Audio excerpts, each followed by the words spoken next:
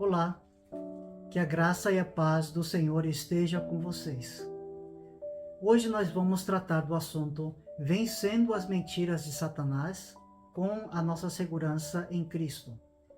E a base bíblica é 1 Coríntios, capítulo 6, do versículo 18 a 20. Diz assim: Fugir da impureza. Qualquer outro pecado que uma pessoa cometer é fora do corpo, mas aquele que pratica a imoralidade peca contra o corpo. Acaso não sabeis que o vosso corpo é santuário do Espírito Santo, que está em vós, o qual tendes da parte de Deus, e que não sois de vós mesmos? Porque fostes comprado por preço.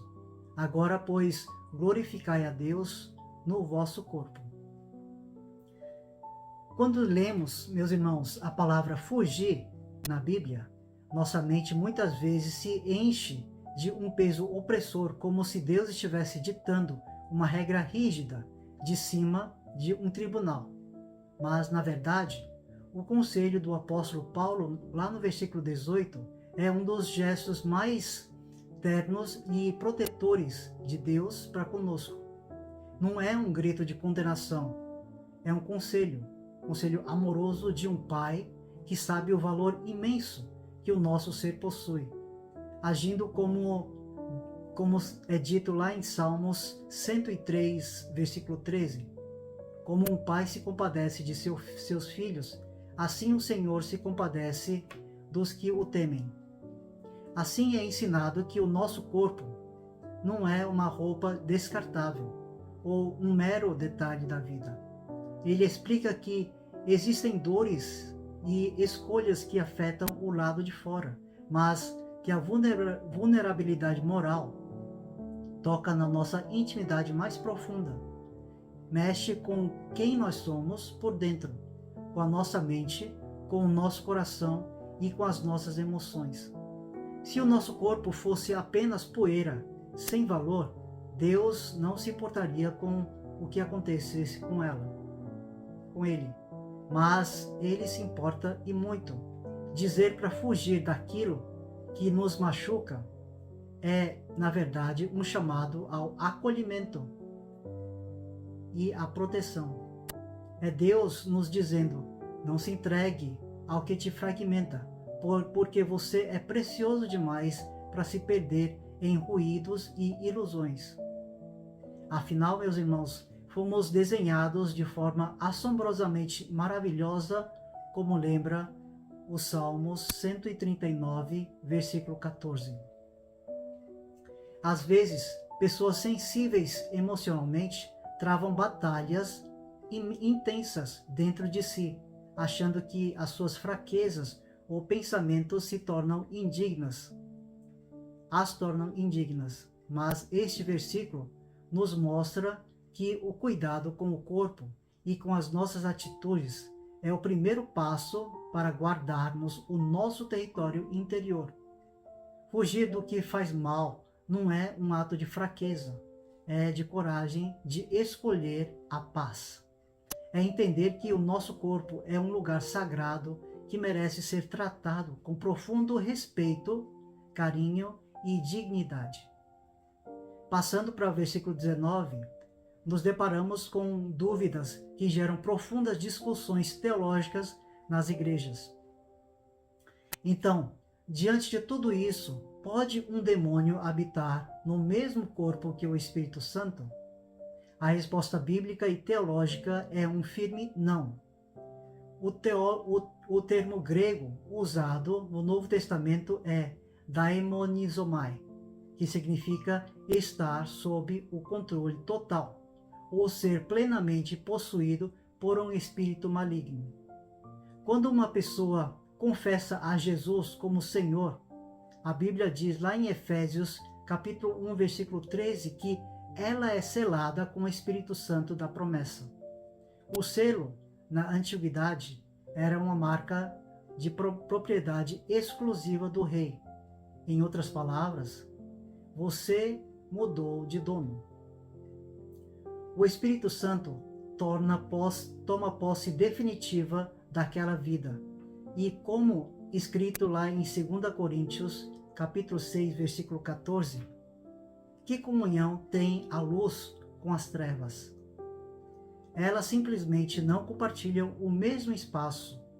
Certamente muitos podem dizer ainda que uma pessoa assídua na igreja pode manifestar uma terrível opressão ou sofrimento que se assemelha a uma possessão maligna. Diante de uma situação dolorosa como esta, o nosso coração nunca deve ser de julgamento ou espanto, mas de profunda compaixão. Jesus nos advertiu em Mateus capítulo 12, versículo 43 a 45, sobre as estratégias do inimigo que ronda os lugares áridos, procurando repouso, e o apóstolo Pedro nos aconselha a sermos sempre vigilantes e sóbrios, porque o adversário está à espreita, como leão rugindo ao nosso redor. Nós podemos encontrar lá em 1 Pedro, capítulo 5, versículo 8. Muitos cristãos caem na armadilha da ansiedade e do medo, quando passam por crises emocionais ou por momentos de profundo desânimo espiritual. Olhamos para a teologia justamente para compreendermos o quanto estamos perfeitamente seguros em Cristo. Para ser bem claro e trazer alívio ao seu coração, um cristão autêntico nunca pode ser possuído por demônio. Fomos comprados por um preço inestimável pelo sangue de Jesus e selados com o Espírito Santo. Nós somos propriedade exclusiva de Deus. Se o dono da casa é Deus, o inimigo não tem direito legal e nem a capacidade de tomar o controle do que pertence ao Senhor. No entanto, como ainda vivemos neste corpo humano e limitado, estamos sujeitos a adoecer. Assim como pegar uma gripe, podemos também passar por problemas severos de saúde mental e física, como o esgotamento extremo, burnout, ou a depressão.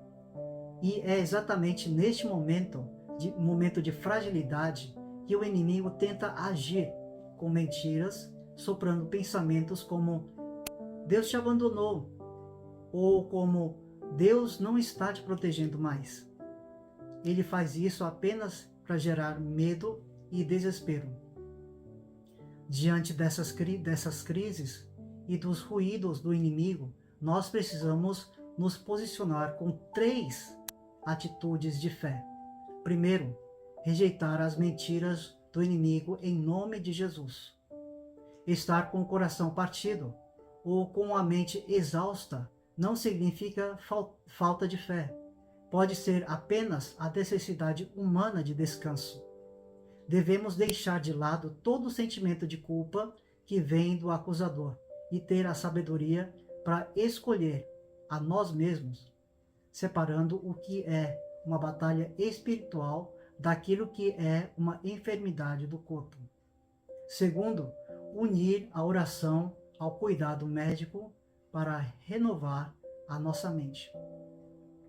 Deus cura através das orações carinhosas da igreja, mas também ele usa os médicos, os terapeutas e a ciência, que são ferramentas benditas da sua graça comum para cuidar de nós.